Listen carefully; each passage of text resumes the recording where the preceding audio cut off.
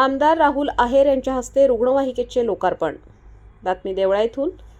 आपत्कालीन परिस्थितीत रुग्णवाहिका हाच एकमेव आधार असतो।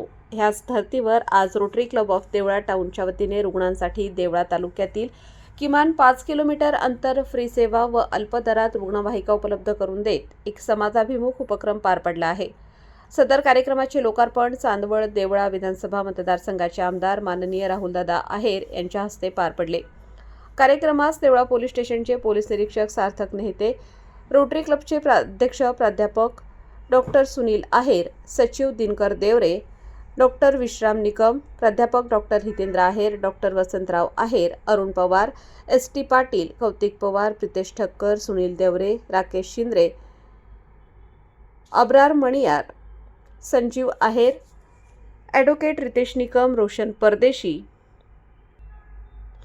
माणिक सोंडजे, विलास सोंडजे, पंकज आहेर, सुनील जाधव, मोहनदास गवळी, रुग्णवाहिका चालक सतीश ठाकरे तसेच शहरातील डॉक्टर्स व इतर नागरिक उपस्थित होते।